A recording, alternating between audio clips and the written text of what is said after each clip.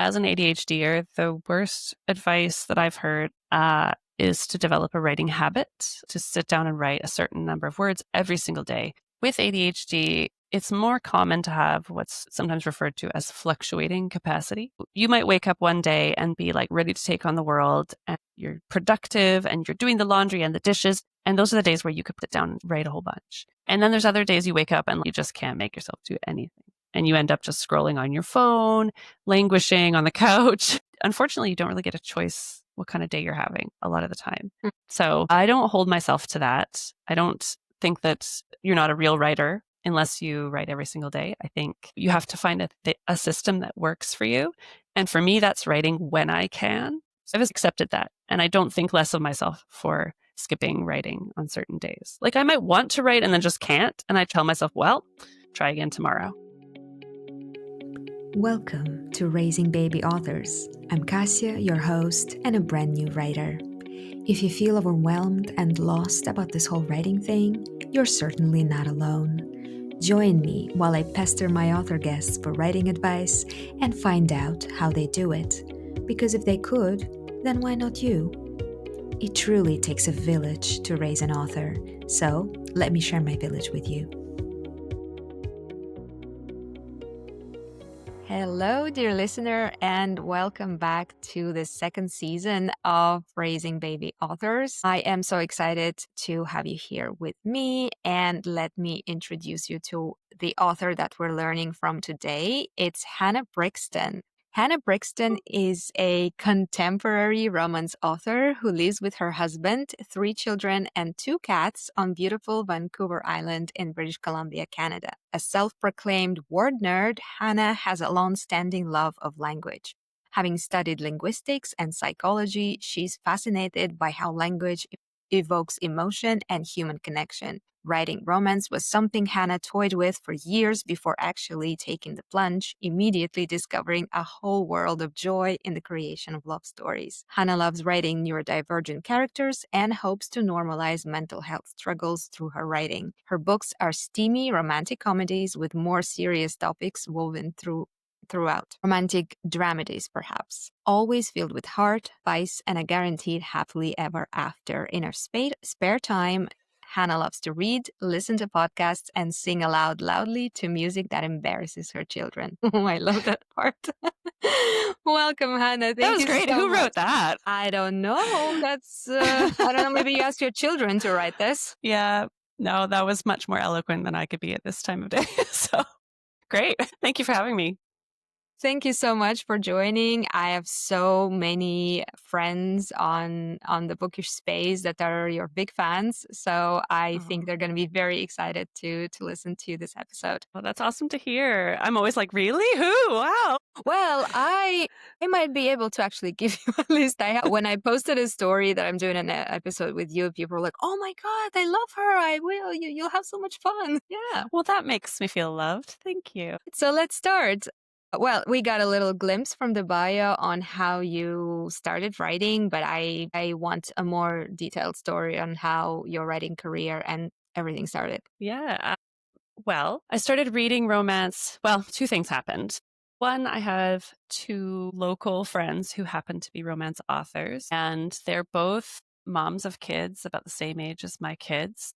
And they both just, shared with me about their writing, and I read their books and was like, I could do this. Like I had that sort of moment of like, these people are my peers. They're in the same stage of life. They're relatable, approachable people, and they're also writing romance. And around the same time, I started reading more romance and was like, I can totally do this. I should just, I don't know, maybe I could do this. And that's a very typical, I have ADHD. It's a very typical ADHD thought. I could do that. We tend to kind of roam through the world and just sort of take on all kinds of projects and hobbies and crafts and things, just thinking like, how hard could it be? Like it's very optimistic.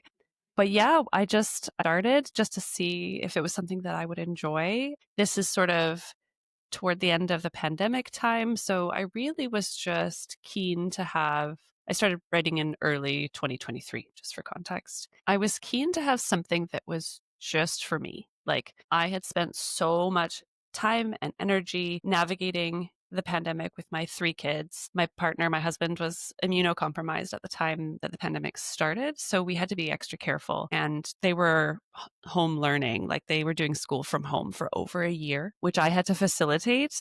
And it was just a lot of being on for other people. It was a lot of putting myself aside and attending to the needs of my kids. And like that's what parenting is. I'm not complaining about it, but it was really full on during that time because they weren't out of the house like ever. So yeah, that was just a really intense time of being there for others, and I just was really looking for something that would bring me joy and would be something that I could do that was just for myself. It wasn't about my kids, for definitely not for my kids. And I just started and I just discovered that I loved it. I've always been a languagey person my whole life. Like my undergraduate degree is in linguistics. My day job is in the field of communication. I've always been a word nerd, like my bio said.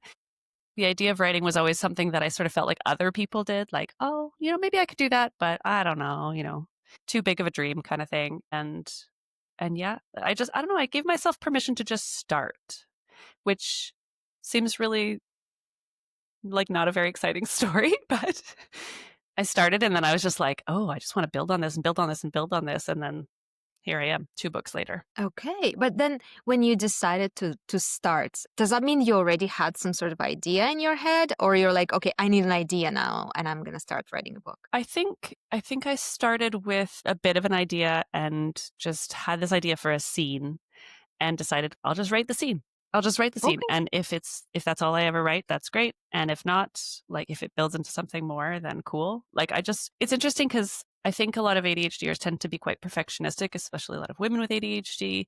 You try to compensate for the hard parts of ADHD by being faultless. And it was interesting to me to find something where I was giving myself permission to just kind of like not finish or do it badly or just see how it goes. Like I didn't have any attachment to an outcome at Mhm. first. I didn't have any plan to publish. I was just like, I don't know, let's just see if this is enjoyable. And it really, really was. Like it was wildly fun. I loved it. Can I ask what kind of scene was that? Just like what kind of scene sparked your interest? Yeah. So the first scene I ever wrote in Hey Jude was the scene where, have you read it? I have not yet finished it, so Haven't like read. Okay. Oh, that's okay. It's the scene where Olena is in her friend's car at this park, and Jude, who she's just started working with, shows up at the window, and she embarrasses herself because she's got her hoodie over her head and she's like cinched it shut, so only her nose is sticking out. And she's anyway, it was just this scene where it was like this like cringy, oh, I've just been this weird goblin person in front of the most handsome man I've ever seen in my life. It was just funny and sort of tense, and I just loved it. So anyway, I had that idea of like this female character who's just discovered she's working with this guy that she's attracted to, and he makes her nervous. And then there's this scene where she's just like extra awkward, extra cringy, and he's observing the entire thing, and she is just like shriveling into herself. Anyway, I was just like, I gotta write this. It was just it wouldn't let me go. and then from there you started like, okay, then this is where we can go from here. So the story started forming, right? Yeah. So once I'd written that scene and was like, oh, I'm really into this, I started like that scene was this little nugget that was like, okay, well, it would connect to this piece and that piece. And then if I go backwards in time, how did she end up getting there? When did she actually meet him for the first time? And yeah. And then I started just developing the idea, developing the plot, and it grew into an entire book from that. Okay. Wow, that's fascinating. I just gotta ask, like, you have 2 books out right now, right? Mm-hmm. So Hey Yes. Jude, and the other one is called Jesse's Girl, if I'm not mistaken. Yes. Yes. I So have them both right here. yes, of course, yeah, those look amazing. And when I Thank started you. reading Hey Jude, it's mentioned in the material that you made the covers yourself. Yes. That's amazing. They look super professional. I was gonna ask Thank who your you. cover designer is until I looked. Thank you so much. Yeah, that's another kind of area of interest that I've had over the years is sort of graphic design, and I have zero formal training in graphic design. I want to make that very clear. But I like messing around. I like sort of figuring out like, oh, what could I tweak about this that would make it more pleasing to my eye?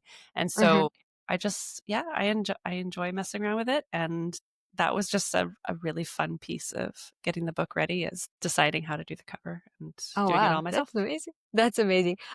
I meant to ask whether like Sure. your books are named after songs, right? So the same titles as famous songs. Mm. So do you come up with the title first and then create the character for Hey Jude just specifically? Because I guess for Jesse's Girl that's clear. You're like, okay, I want this name. Yeah. But for Hey Jude, how did that happen? So I just love the name Jude. It's one of the names that we did not choose to name our son, but it was on my list. And so when I was thinking about who this handsome lumberjack type guy was going to be, I thought Jude. Yeah, that's a good name for Jude, for him rather. And so I named him, and then I was sort of searching for a book title when it became clear that I was going to actually write the entire thing. And I was sort of brainstorming a bunch of different options, and then I was like, hold on a second, Hey Jude. And then I started I looked up the lyrics to the Beatles song and was like, this actually works. Like the lyrics actually kind of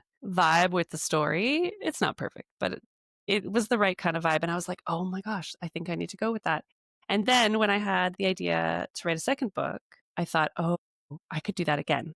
And Yeah. so that's why I picked Jesse's Girl and then named the character Jesse. That was very intentional as like a Yeah. series theme. That's what I thought. But Yeah. yeah, for the First first one. book, I actually named the character first and then was like, oh, Yeah. hold on. Yeah.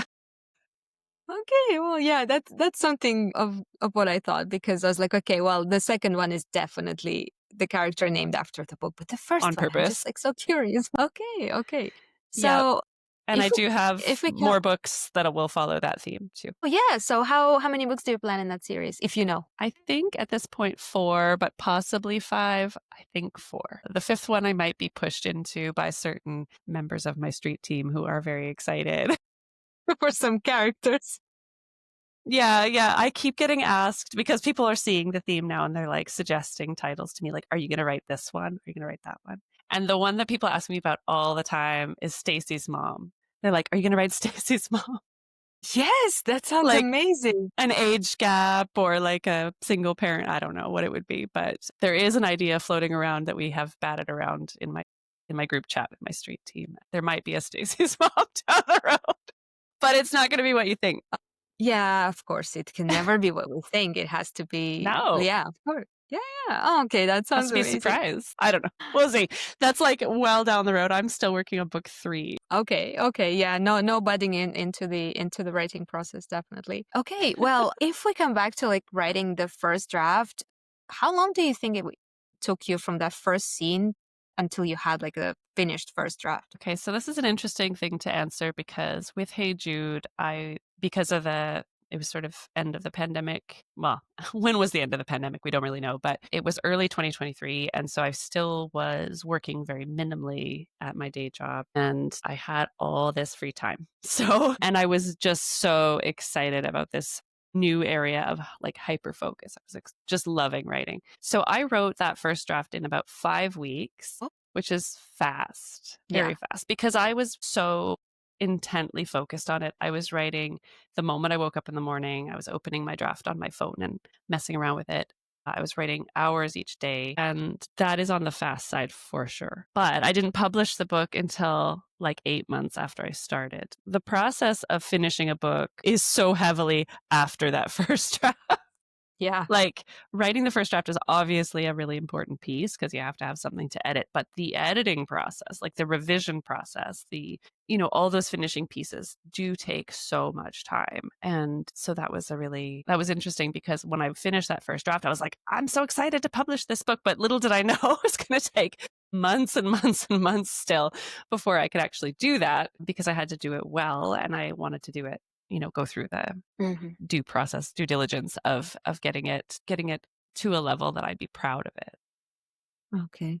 So how did you know what to do next? So you wrote your first draft and you really want to publish. I'm assuming maybe you asked your friends that are authors as well what to do. Definitely. Yeah, I definitely picked their brains. I also found, like, I created an Instagram account to kind of start sharing a little bit about my book that it was coming out, and I connected with a couple authors on there. Just organically we found each other, and we were both at that point of like drafting our debut novel, and we were writing romance. And so we just started talking to each other and sharing knowledge and ideas and figuring things out together. And you just can learn so, so much from each other. Even when you're both in the same boat of like it all being new, you can really it just helps to have a bit of community in navigating all that novelty, all that newness, all that unknown. And there's so much to learn in indie publishing, and we kind of navigated all of that together, and it was hugely helpful, hugely. Did you ever at any point think that, oh, maybe I want to query this and do a professional, sorry, traditional, go a traditional way? Traditionally. They're both professional. Yeah, yeah. No, that's an important distinction. Yeah. Both valid, and That was quality-wise just the can word be on the confusion same from path a or same par. yeah. It's just the English language confusion in my Russian brain. Sorry. Oh, all good. I wasn't judging you, don't worry. You know what? No, I didn't. I think that felt too big and scary and too much like having to sell. I don't know. Like obviously I'm marketing 2 books every single day online. So I am selling. I am Hmm. trying to convince people to read it. I am putting myself out there. I am doing sales and marketing on a daily basis, but there's something about querying that felt very much like this combination of everything icky about sales. I don't love the whole sales world. I've worked in stores, and the pressure to sell is just like really intense, right? Hmm. It was everything icky about sales combined with everything icky about like applying for a job. That's how it felt to me, right? Like you had to craft this perfect letter that would capture, the person's interest, the agent's interest, and like make you stand out from the crowd. And they're getting thousands of letters and thousands of submissions. And you'd had to, I don't know, it just felt like this intense pressure to like sell yourself. Yeah. Not just your book, but yourself. Like, I don't know. Hmm. It just there was something about it that I just thought, oh, no, that's not for me. Like, and I still have this, I have my backup, and I've been told by people, like, you should query. I just don't know if I can bring myself to do it. But anyway, no, I haven't queried my books. I haven't seriously thought about it. I am admiring hugely my colleagues who are querying and are taking the time to write those letters and craft those letters to get noticed and to have their books seen. And it seems like an intense process, and also one that's kind of full of rejection, right? Like it's very normal to submit and then hear nothing. It's very normal to submit your story or your letter and be rejected. And you have to just understand that's part of the process. And I don't know, there's just another piece of ADHD is having rejection sensitivity. So rejection and criticism can hit us harder, and it can feel very visceral, very physical. It can feel like pain. And so it's not that I shield myself from all criticism, because, of course, the writing process and the editing and revision process involves bringing in other eyes and asking for criticism, asking for Yeah. feedback, which I happily do. But the querying process just felt like a different kind of, I don't know, different beast in that Yeah. sense to me. It just felt like this opening myself up to like kind of crushing rejection. So that's not something that I've really found appealing. But there's part of me that wonders about it. So I might change my tune someday and get brave and do it. Yeah. I think I'm also like, I completely don't have any education or any background in writing or language or anything like that. And even sometimes I'm like, I'm just gonna try. I'm probably gonna get rejected from everybody, but at least I'm curious, like what people are got to say. Even if someone gets to my first pages at some point, what will they say? So yeah, Yeah. out of curiosity, just why not? Yeah.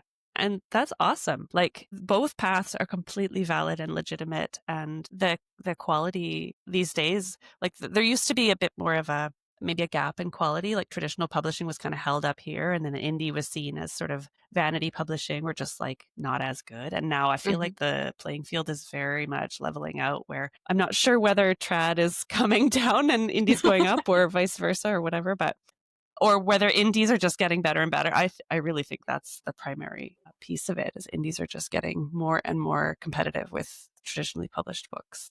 Yeah, And yeah, I both think that's the amazing. case. Yeah, I think that's the case because it's just people from what I've seen people are preparing like huge budgets for editing, for marketing, for cover design and everything and doing so much investment in their craft and in the books and everything.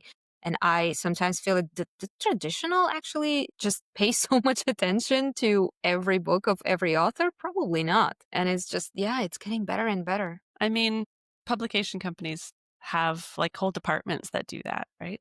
All that marketing stuff, all the promotion, all the, sending out book boxes, and yeah, Yeah, I book mean, boxes the is gap is narrowing, that's for sure. yeah.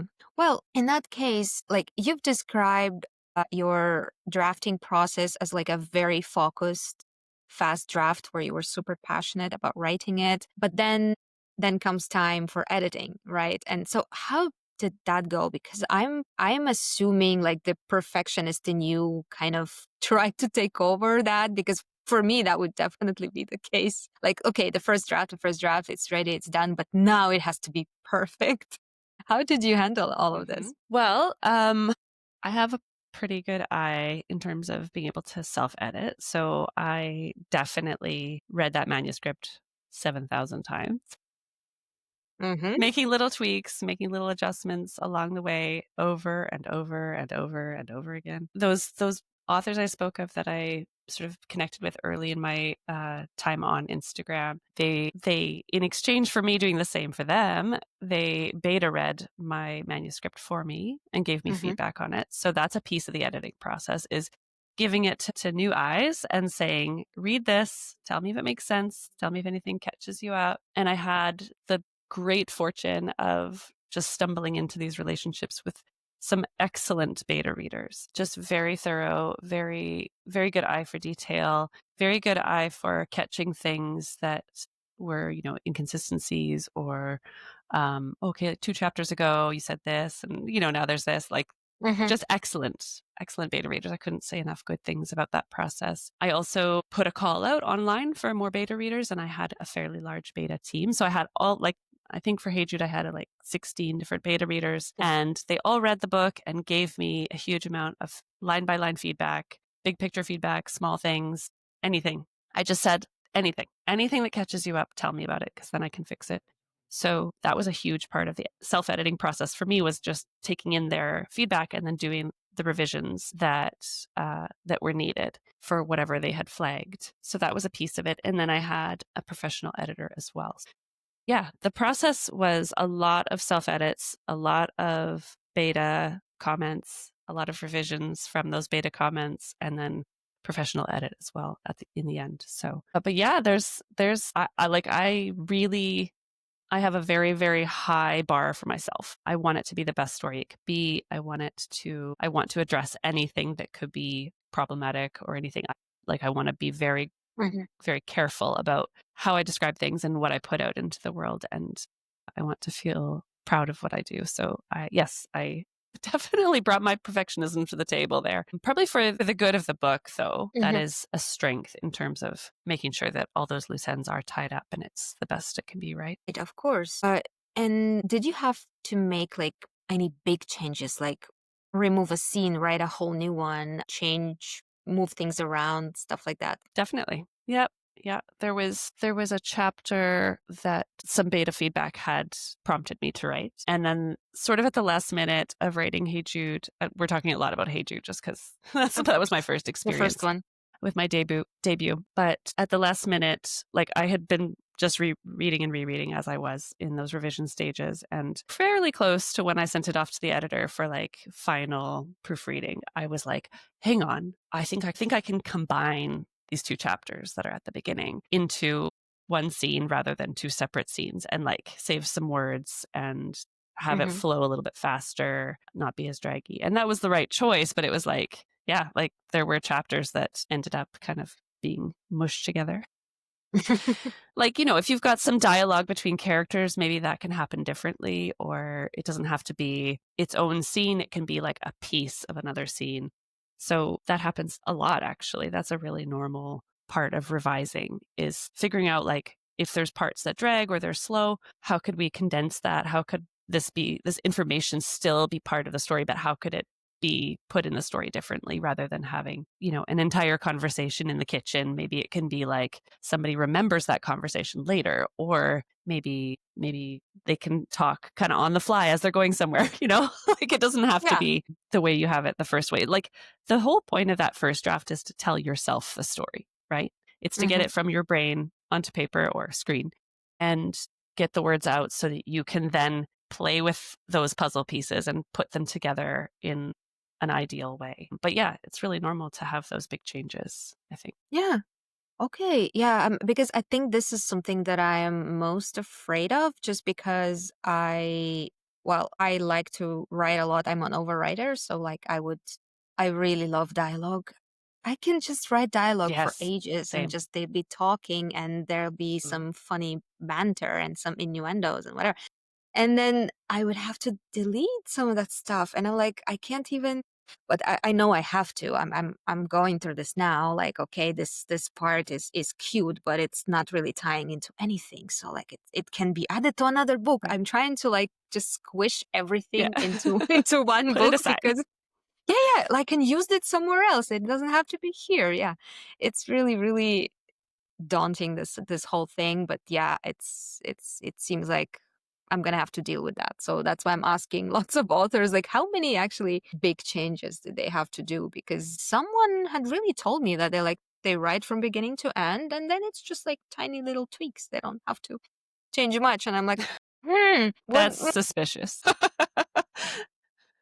I mean, okay, Well, I will say everybody's brain works differently. So yeah. some people may have more strength in the area of like being able to see it all in their head and get it all out in a way and in a flow that makes sense. And maybe their first draft is really, really strong. And every story is different, right? So just because your first story maybe went really smoothly does not mean the second story will work that way. So what's really funny to me is you go through the whole process of writing an entire book and doing all that revision and then you sit down to do the second one and you're like, I got this. I've done this before. And then you realize like, oh no, I don't got this. Like this is just as complicated, but in a completely different way because it's a different story and there's different mechanics and there's different plot points and there's different character arcs and tension and it's just a different thing. It's a different puzzle to work with, right? So you have to start from scratch and do the whole process again. Yeah, yeah. That is the sentiment that I hear almost from everybody. That's what the first book is hard. The second one might be even harder because of the Hmm. expectations that you had from the first one. And you're like, Yeah. okay, well, that should be fine. But no, it's not. Nope. And then even I've had authors who had 20 books under their belts and still like, I mean, yeah, it's easier to plot now, the ideas come fast, whatever, but then still, it's still the revisions are still hard. Everything is still hard. Yep. I think it's just a different kettle of fish every time you sit down and write a story. Like it's not that you're dealing with the same exact template, right? Like if your books were all very formulaic and you had like the same kind of, I don't know, that'd be boring though, right? Yeah.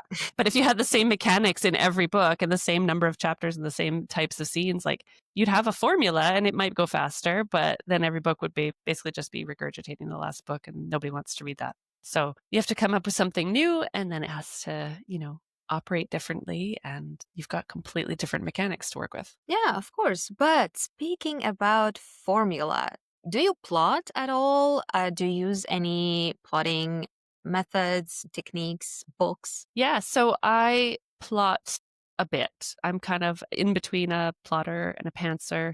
I will plot as much as I can sort of mentally see. And then I get sort of stuck with plotting Hmm. because I actually need to write to get to know my characters. So as I'm writing, I'll get new ideas. As I'm writing, I will learn kind of who they are and the bit of nuance about how they make decisions and why. And that will lead to influencing the plot, right? I will learn more about their inner workings, their trauma, their thoughts, and that changes how the plot works. So then I'll go back to the plotting and go, okay, now that I have this chunk, I can now sort of see a little bit further into the future and see some, likely plot points. And I'll do that until I get stuck and then I'll go back and write more. So I'm kind of back and forth. The plotting I do it'll be adjusted heavily as I go because, as I said, I don't know these people until I start writing them. So it's hard Mhm. for me to see the entire story start to finish before I've even sat down to write anything because I just don't know who they are yet. So I'll have an idea. Like, it's not like they're nobody. I'll have an idea of the type of character I want to write or the type of story I want to write, but I will definitely need to actually sit down and write scenes and write that dialogue, write that banter, write that dynamic between the characters, and that will flesh out their relationship and flesh out their background and all these things. And it will also lead to moments where I go, well, I don't know what she would say because I haven't figured out what happened to her before she met this guy. So then I need to figure out background. So Mhm. it's just a very fluid and very kind of messy process of writing a bit, plotting a bit, thinking a bit, Mhm. talking through my ideas a bit, writing a bit more. Yeah. I wish I could say I had some amazing formula, but I don't. Well, I mean, everybody does it differently. Someone just say, "Okay, I follow 3-act structure," and it's very loose. Like there's supposed to be 3 Hmm. acts. It's supposed to be like 25, 25 to 75, then the last 25, and this is what I do. Some really follow from beat by beat, from Save the Cat or from Romancing the Beat. So like it's always curious how each author's mind works to me because Yeah. I've And had I have many tried authors. all of those. Okay. Didn't stick? Well, no, like they've helped. They've helped me kind of figure out the next bit. Mhm. I definitely keep 3-act structure in mind. The 3-act structure that I learned when I first sat down to write Hey Jude when I was learning about plotting really came from that sort of traditional, like adventure kind of stories, like the hero's journey or whatever it's called. And so Mhm. there was like a villain, right? There's a villain in that, or an antagonist in that plotting structure. And so when you think about how that might apply to romance, it's not a perfect fit because Yeah. in a lot of romance stories, there's not a villain. It's not common to have the couple fighting a villain or one of the characters fighting a villain, unless it's like romantasy. But in contemporary romance, which is what I write, that didn't quite fit. But because I was using that to plot Hey Jude, that's actually how I structured Hey Jude. And it did work for that story, that there was this ex-boyfriend who was sort of this Mhm. menacing character Yeah. and the tension with him built in the background. But when I sat down to write Jesse's Girl, I was like, well, this time I'd like to not structure it around this idea of like an antagonist or a villain. I want it to be a bit more character driven. And I tried to use Romancing the Beat. And again, it was helpful to a point. And then I got Mhm. sort of stuck with it. And I was like, okay, I'm not really sure how I want this to come together. And then I started trying to look back at 3-act structure and that hero's journey and kind of mesh the two together the best way I could to just sort of give me an idea of like how I wanted the story to build up and, peak and then how I wanted it to resolve. So yeah, I've used those sort of as guides, but it's not perfectly like I don't think I could break down the finished story into exactly those beats or exactly that Mhm. 3-act structure the way that it's set up. But they're there as tools, right? Right. This is to me this is how this works. You know these are Hmm. tools. If you know them well, you use them in a way that is good for your story. You don't have to Yeah. mold the story to be exactly what it says. Exactly, and some stories just won't fit that perfectly, and that's okay. Yeah.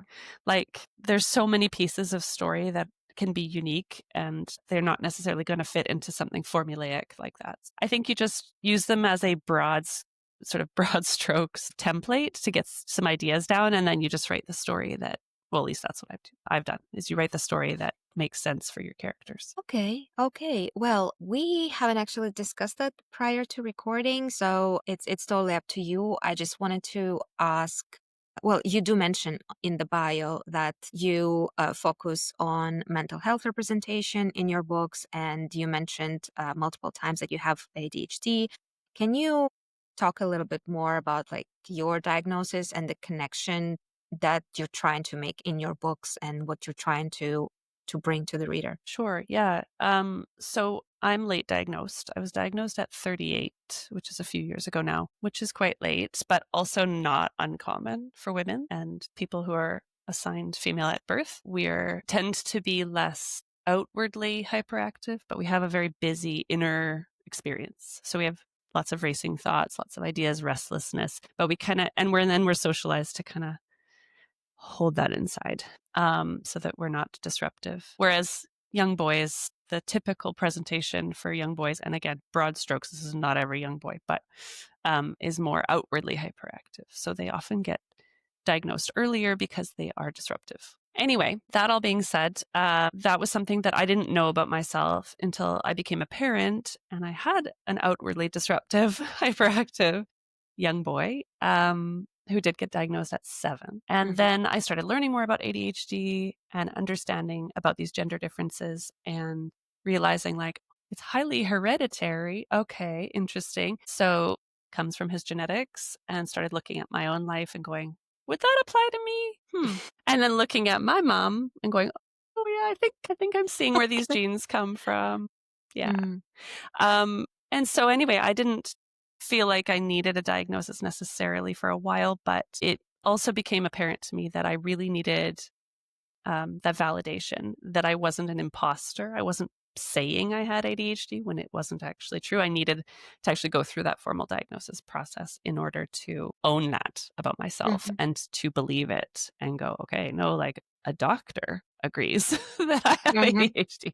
Yeah. And then I started medication, and not long after I started medication, I started writing. And I can't say for sure that was like a key piece of me being able to write these books, but the timing suggests that it might have been. And sorry, what was the other part of your question with regard to how that's in my writing? Did you have like a Yes. specific? How does that mirrors in your writing, basically? Yeah, so when I sat down to write Hey Jude, I wanted to show that very typical experience of a woman who's undiagnosed but has ADHD but does not yet know it. And so Olena's character was very, very much, a lot of her was based on, not everything, thankfully not the trauma piece, but a lot of her sort of inner experience and her self-criticism and stuff was based on my experience being undiagnosed. And in the book, I didn't have her actually get diagnosed in the end, but I did have her start therapy and be kind of on a path to figuring that part of herself out, because not everybody can get diagnosed, right?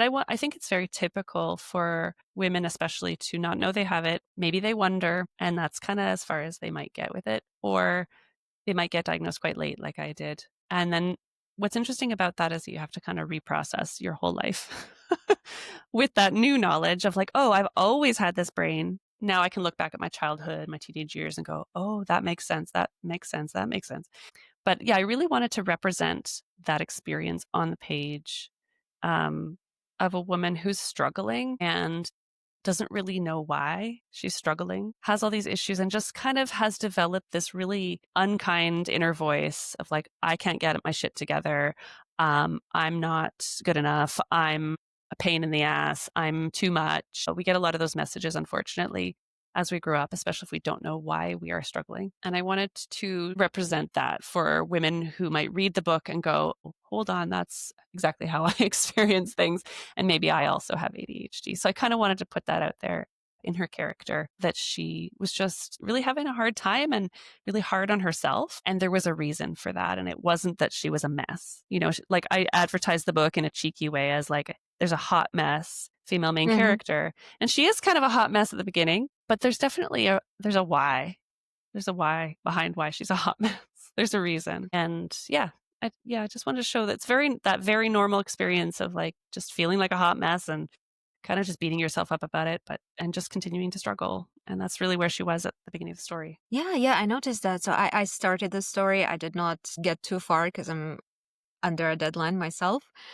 It's okay. But yeah, I noticed like a lot of kind of behaviors that I sometimes myself exhibit, which is interesting.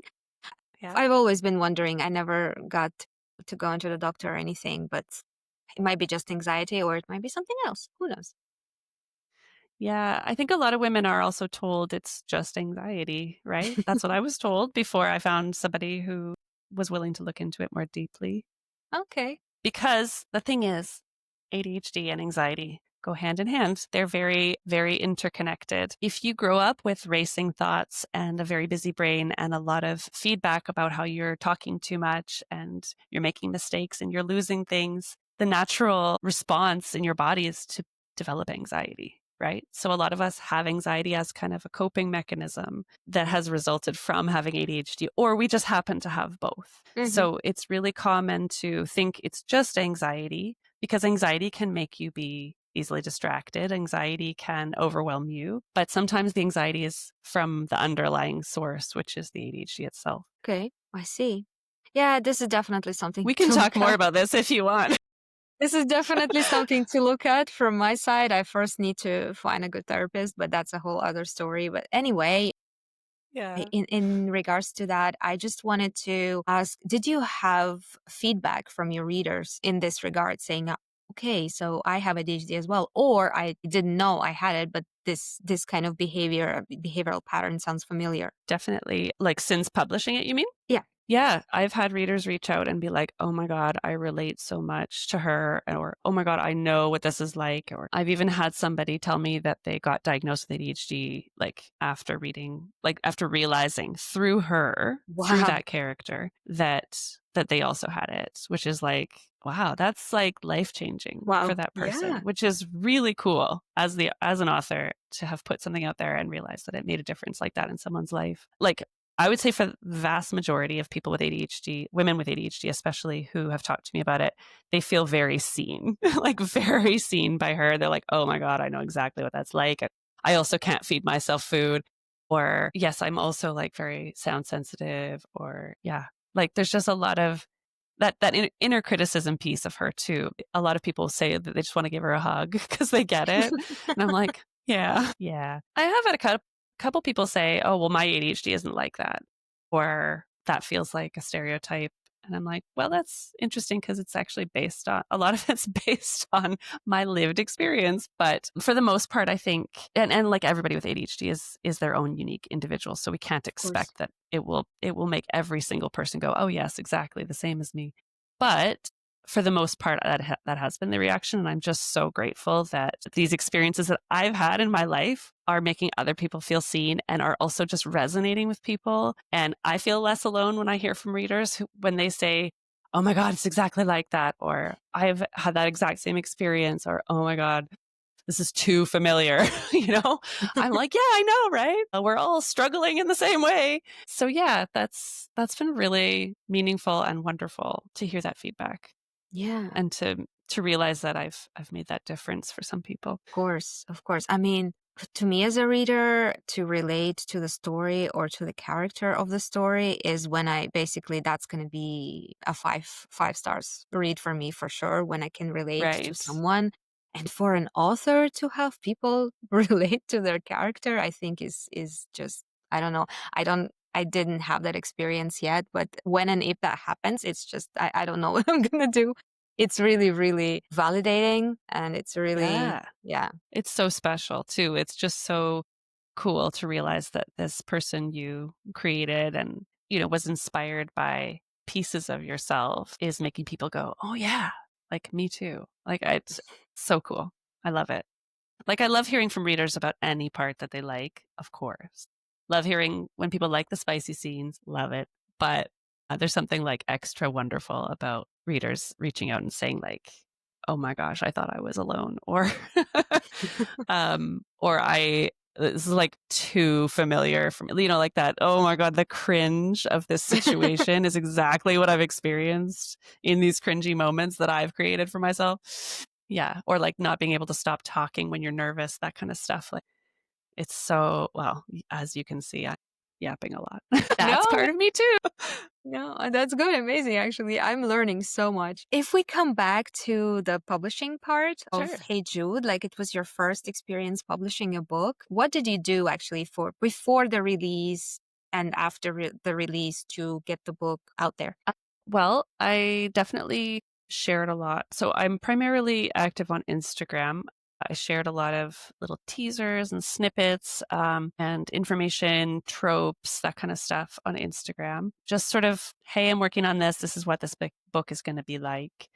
I had that beta reader process. I had ARC readers, so advanced copies before the final version went out to be published. About a month beforehand, I sent out advanced copies. So I was keen to get people to read it and review it ahead of publication day, which is very common. But yeah, primarily marketing on Instagram has been what I've done. And in order to get ARC readers signups, I also put the call out on my Instagram to say like, hey, this book is going to be ready for ARC readers like a month ahead. Does anybody want a copy? The expectation there is that they'll then review it for you. Like it's a mutually beneficial thing where you get an early copy of a book as the reader, and then the author benefits by having reviews ahead of release date. So when it's released and people are like, is this book any good? I've never heard of it before. They can go and be like, oh, wow, there's already like 50 to 100 ratings or whatever. Yeah. So I honestly just have been winging this marketing thing. I've done a lot of it myself. Like I haven't hired a PA or like a marketing firm or, partnered with any big influencers or anything. Like I've just really been putting it all out there myself and doing my own PR for better or for worse. Okay. And so do you think for you, the Instagram advertising, and I see you're posting like every day, maybe several times a day, I'm not sure. Yeah. And I see you on TikTok as well from time to Yeah. time when I'm there. And I see that you opted, like you show the excerpts from the book, or you have those videos where you show your face as well. So you think these are paying off, like in your opinion, for the marketing of your book? Definitely. I think constantly putting out content is kind of the expectation for indie authors these days, for better or for worse. Like we're not necessarily all feeling balanced and healthy about it, but there's a lot of pressure that some of it self-imposed maybe to keep sort of active in the algorithms, like keep putting out content every single day, multiple times a day. That's how you get views. That's how you get people learning about your books, which then translates hopefully to more people downloading your book, buying your book. So yeah, I think that's been really helpful. Certainly if I've had a post or a reel or a video that has gotten, a lot of views, which happens rarely. Unfortunately, it's not an everyday occurrence, but when things do take off, you do actually see your page reads. Like my books are in Kindle Unlimited, and the way we get paid is through page reads. You get a certain fraction of a penny per page read, and you can see your little graph. So you can log in and see, like if you've had something take off, like a post take off on Tuesday, you can see maybe Tuesday, Wednesday, Thursday, sometimes there's a spike in your page reads and you're like, okay, I guess that post did well and it got it out to more eyeballs, and some of those eyeballs downloaded it. Okay. So what's great about that is it works, but it's also, there's no formula for making it work. So you just keep trying, keep trying, keep trying, keep trying. And you can do almost the exact same thing the next day and it doesn't take off. And you're like, who knows why? But the goal is like, just keep trying, because maybe something will connect and something will take off, and then you'll have this great outcome. Yeah, I think that there's just so many factors. Like it's the content, it's the music, it's the time of day you post. It's like I don't know. It's really it's the hooks you use, the hashtags you use, the caption you use, the tropes, like how you present it. Like there's so much, and it's so hard to tease apart what worked and what didn't. Yeah, I understand. It's my latest favorite question. I started asking it very recently, and I really like how authors are just lighting up talking about their books. So tell me about this book or the second one. What makes you feel the most proud about your books or your writing? Is a good question. I think we've kind of touched on it, but I think that experience of having people feel seen, I think that makes me feel proud. I think my characters in general come across as quite, I hope this isn't too braggy, but like quite relatable. This is your place to brag. You can brag. Okay. I'm being invited to brag. Okay. I think I'm proud of them being relatable and funny. I love hearing that I'm funny. Like tell me I'm funny for the rest of my life. No, that's really fun when And people are like, oh, I just love that. Like they sound like they could be my friends, I love that feedback. So I think I'm proudest of writing relatable, quippy, funny characters that feel real. Of course, in the romance space, there's going to be some liberties taken with how realistic certain things are. Not every guy in the world is, 6'4" and goes to the gym 6 days a week or whatever. But I think dialogue wise and in terms of communication and that interaction and that dynamic between the characters and the relationship, I think that comes across pretty genuinely and they feel like they could just be your pals, which I think is great. Because that's the kind of people I want to read about. It's just like funny, regular people. Like some of my friends are hilarious. Like really. I just want to celebrate the quippy jokes and the teasing that we do together. It's so much fun. And I love putting that out there and sharing those goofy moments and the teasing and the banter. It's so fun. Yeah, amazing. Okay, so this could be this is, I think, kind of your brand, right? We didn't talk Yeah. about branding here, but yeah, I often ask about that as well. And yeah, I think this would be definitely your brand. I hope so. I hope that's my brand is sort of snarky, sort of teasing, just fun and quippy, relatable people. I don't know. I saw that because you shared the questions that you might ask ahead of time, and I was like, my brand. I'm probably too chaotic to have like a distinct brand. But if anything, it would probably be something like that. Yeah. Fun characters. I ask this because there's different like types of authors, and often I talk about what you do with the themes of the books, or how your website looks like, or what's your tagline, what kind of stories you write. So this often, but we already touched on this. So I think Mhm. like mental health representation and funny, relatable characters. Do you have a website? You can put that on your website. Yeah, I probably need to update my website, but yeah, it's hannahbrixton.com. Very exciting. Yeah. But that's amazing. I think I was checking mine and mine wasn't taken yet, so I haven't bought the domain name yet, but I'm also going to be Well, something snatch something it dot up. com. Yeah, yeah, definitely. Yeah. Yeah, I should probably add something to that effect. I think I have like sweet, sassy, sexy books or something like that. Oh yeah. Um, yeah. So something sort of quippy, but yeah, I should probably flesh that out a bit. All right. So by the end of this podcast, we often just discuss writing advice, and the question would be, what is the best and or worst writing advice that you've heard? I think as an ADHDer, the worst advice that I've heard is, and this is just because it doesn't really work for me, is to develop a writing habit. Like I know that's very, very common writing Mm. advice is to sit down and write a certain number of words every single day. And that's how you get your book written is that you have to commit to doing that. And with ADHD, it's more common to have what's sometimes referred to as fluctuating capacity.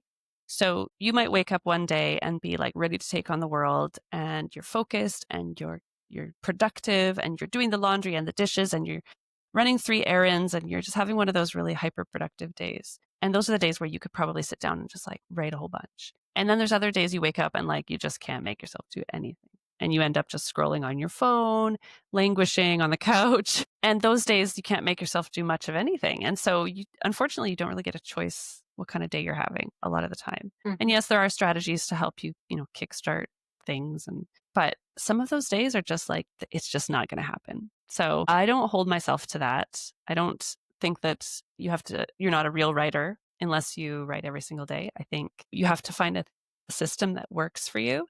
And for me, that's writing when I can and when I feel creatively inspired to write. So that might mean that I don't write for 4 or 5 days in a row because I'm working on other things or I'm focusing on my marketing or I just can't get it together. And women with ADHD also, like we have the hormonal cycle that actually it interacts with our ADHD symptoms. So right before you get your period, you're often struggling more than usual to focus. Mhm. And so not only do you have this neurological setup that is inconsistent, but we also have our hormonal cycle, which is by definition inconsistent Yeah. because it's changing all the time. So between the two of those things, it's just, I can't be the same human every single day. I'm just not.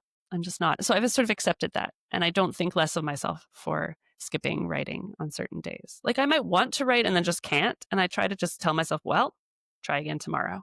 as long as you keep coming back to it, you will eventually get your book written. Yeah. Yeah. As long as one day you just like don't feel like, okay, I'm not coming back to this. Just Yeah. it And needs that to can be. happen. Yeah. I mean, you only have yourself to answer to with something like this. It's a creative pursuit like this. So that can be a good thing and a bad thing, right? Yeah. If you're motivated and disciplined, like as a lot of neurotypical people can be, that can be great. And if you are struggling with those things, it can be hard. So Yeah. you just have to Yeah. find ways to like trick yourself into getting the work done. Definitely tricking myself, I think, has been like the best thing that I could do lately. I had like a quite a mentally unstable period recently, and I Hmm. couldn't really feel like I want to write, even if I had time. So I like, okay, you're gonna write one sentence minimum a day. You're gonna like even before bed, before you close your eyes, you're gonna open your phone and gonna write one sentence only, and then it's One gonna be fine. sentence, Yeah, five and minutes. actually Yeah. on some days, it was literally one sentence. On some days, I would go on for an hour. So, yeah. Sometimes it's just about tricking yourself into starting. You Yeah. just have to lie to yourself, be like, oh, like yesterday I did a workout and I just lied to myself. I was like, I can just do 5 minutes and then I can stop. And I gave myself permission to stop. But then once you've started, you're like, oh, I'll just do a little bit more. But it'll only be like 10 minutes. Then I'll stop. Yeah. And then you just do a little bit more and a little bit more. And writing can be like that. Doing your groceries can be like that. Dishes, I'll just wash one dish, fine. And then you just do the one thing and go, well, I'm already at the sink as well. Okay, I guess I'll just tolerate washing one more. And Yeah, then yeah. once you get that, okay, I'm actually completing this task, you're like, ah, fine, I'll do the rest. Yeah, yeah. With dishes, it's It's so actually dumb. It works it's though. it's funny. Like, I don't know, with anything else, I'm okay planning and everything. But with dishes, it's like I pass by the sink, I see one, okay, I'm gonna wash it. And then there's something next to it. I'm like, "Oh, okay, well, let's just grab that one." And then it just Yep. you suddenly in the middle of cleaning the kitchen and you didn't even expect it. Like, what? You're like, thought I'd just do one. Yeah. Yeah, I was supposed to get a glass of water and then I ended up Oh, then there's that. cleaning. Yeah. Yep. Yep. Yeah. And Well, we always end up on side quests. exactly, exactly. Well, is there anything that you would give as an advice to a new starting out author or to yourself when you were just starting out? Yeah. I usually, when people ask me this question, I just say, just start. Like, trick yourself into starting.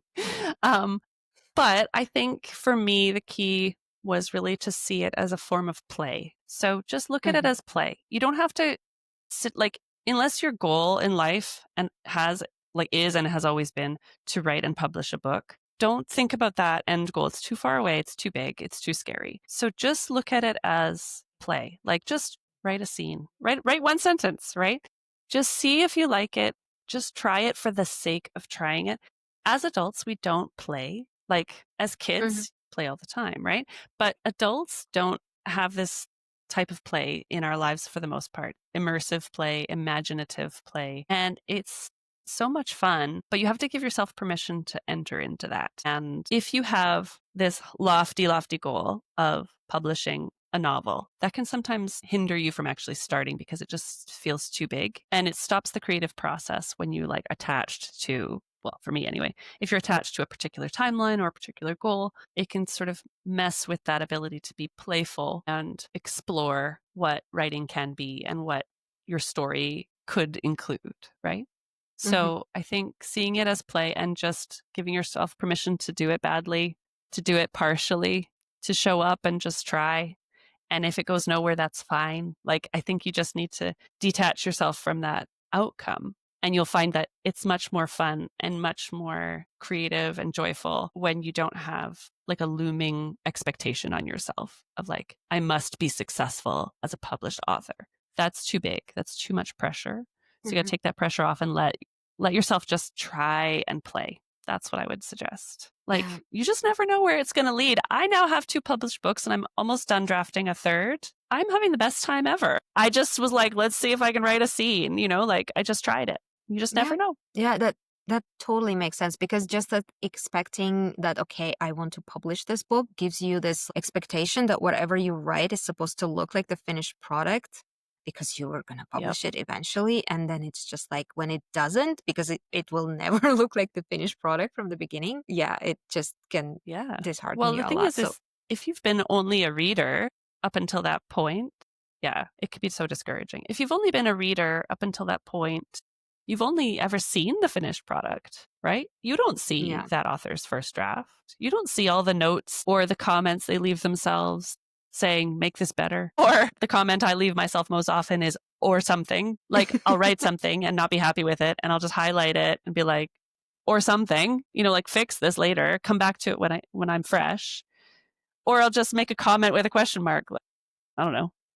Or Hmm. insert action beat, like you have permission to write it badly and have a lot of gaps and and know that you'll come back and polish it and connect those pieces and find the right words later.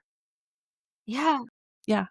Do it badly, do it scared, do it chaotically, whatever you need to tell yourself to actually start. Yeah, yeah. Honestly, as a like a future author, I assume like all the authors they're proud of the like finished product and they want to put it out in the world. But as a writer who's just learning, I would love to see someone's first draft, just like to relate, to see like, Side by okay, side, right? yeah, like listen, this was Yeah. okay, This this is the is chaos. This is objectively the finished horrible thing. and then this is the Yes, finished product. Okay. And so that would just make you believe that okay, it's quite possible. But I wish some authors were brave enough to just put them out there so other people could. But yeah, nobody would ever right? do that because it's scary. You're Yeah. giving me an idea, like, should I do that? Should I dig out my, like, first version of that first scene that I wrote and then have it side by side with the finished thing and be like, "Hey, things grow and change and improve." You can I give don't some know. I think examples. that Why could be not? cool. That could be Yeah, fun, that could be a cool. especially if some dialogue changed or some silly thing got replaced or Mhm. something like that. This could be fun. Yeah, or, like, you had some horrible cliche that you got rid of or whatever. Yeah. Like, yeah, there's so many things that could be shown. I love that. I Okay. think that's wonderful to like have that. And this is my brand is like being real, right? I Yeah. like to talk about what's hard. I like to talk about what's messy. I like to be messy, like openly messy as a person. Like that's who I am. I'm honest about the hard things in my life and I'm honest about the things that I'm struggling with. And I think that could be like a really cool transparency kind of thing for authors to show here's how far this came. Like here's what I started with and it was kind of okay at best or something. And here's the end product of this same scene and look how much it changed. That Yeah. could be cool. I think that definitely could be cool, and also just being honest is, I think, really important for an author. Of course, nobody has to do it. Nobody has to be open, but I feel like a lot of people just assume that their author profile and their like social media presence has to be filled with like just the perfect moments, the good news, and everything. And then I honestly would just much more likely read something from an author that I relate to, that I could feel like I Hmm. can talk to them and I could tell them about my problems and laugh with them. And then, yeah, it's not a one case that I actually picked up a book from someone that I just liked as a person. Yeah. Yeah. I mean, I always really, really value when authors are transparent about any aspect of this process, whether that be the financial part, the mental health part, the writing itself, the marketing struggle. It's always nice to hear that you're not alone. And it's always cool to feel like you're actually reading something or seeing something from someone who's a real human with a real, family and real limits. And it's not all look at this beautiful, perfect aesthetic edit that I managed to whip up. I mean, there's plenty of that, and we all have to put that out there too. Hmm. But I think it's really cool when we see people just being a bit more messy or a bit more we see a bit more behind the scenes about the toil or the lack of sleep or whatever that authors are experiencing on a regular basis to get their books written because then you actually feel like you're invested in them Hmm. as a writer and as a Exactly. person. Yeah. That's cool. I like that too. All right. So you have mentioned that you listen to some podcasts, and is there any writing resources in there, books, podcasts that you could recommend to the? Well, there are tons, but I actually haven't been doing so many podcasts lately, more audiobooks. But I will say, in terms of a resource, I really love this book. I'm sure everybody recommends like Save the Cat and Romancing the Beat and all those Yeah, like sort of more or less. plotting books. But the one that I really like is this one called The Emotion Thesaurus. Oh yeah. It's do you have it? Yes, I have it. You know which one? It's down in the living room. Yeah, it's Angela Ackerman and Bella Puglisi. I don't know if I'm saying that name right. I think so. It's like a black and blue and white cover. It's so handy because it is literally just like all these emotions, like each chapter is an emotion like fear, for example, and then it will have the like outward signs of fear, like scrunched shoulders, wide eyes, Mm-hmm. grimace, whatever. And then it will have like the internal experience of fear written out. So you can, like, if your you're in the point of view of the character who's experiencing fear, you can get kind of some ideas about different ways that that fear could be felt in the Mm-hmm. body. And then it connects to like, I think they call them like power verbs, like basically gives you a bunch of vocabulary that evokes fear in a more interesting way than just saying, and she felt fear or she was scared or whatever. We tend to fall into these traps of like describing certain emotions and certain reactions the same way. And what's really cool about this book is you can kind of look for some different ways to show the same kinds of reactions and emotions, which I really love. It's been so helpful. Yeah, I love that one. Had like the worst 3 days. I had 3 days to write, like completely just to write. And yet I sit down and suddenly I like forget all the words, or I Yeah. just invent words that are not English at all. Like Okay. why is it not working? Yeah, I wrote a word. Yeah. I think I wrote something like a pelter and I thought it was a word, but then I Googled it and it wasn't. And it's just like, okay, You're why like, is it, no. why is English not Englishing at all today? Like, what's happening? And then I'm like, wait a second. I have the emotion thesaurus. I know what I want to express. I just don't have the words. And Yeah. so, yeah, I've been sitting with it for 3 days, just trying to find the right It's words. so good. It's so good, especially if you feel like you've got a character who's like often nervous or whatever. You have to figure out all these different ways to show and say that they're nervous without just saying, and they are nervous, because Yeah. that's boring. So you have to show it in their body language. You have to show how they're fidgeting or how they're avoiding eye contact or how they're sort of withdrawing into themselves. And sometimes those things are like when you read, like in the emotion thesaurus, if you read that entry, you're like, oh, of course. Of course they would fidget. Of course they would, fold their arms, close off their body language. But until you make yourself look it up, sometimes you don't remember those things. Yeah, exactly. And I think I sometimes it's a second language issue. I think I sometimes forget the name of the emotion and then I go to the table of contents and I'm like, wait, that it is. Okay, this is the emotion Yeah. I was searching for. Yeah, yeah. Yeah. It's super handy. I think that book, there's a whole series of them. There's like the Yeah. emotion thesaurus, and then there's like the setting thesaurus. Like there's a bunch of different Yeah. ones. I think I want to get the conflict ones. Inner Mm. conflict or something it's called. Those are like settings don't really bother me that much. I literally can read about the white room and I won't mind. But the points of like emotions and then conflict that I Yeah. think is really useful. Yeah, absolutely. Alrighty.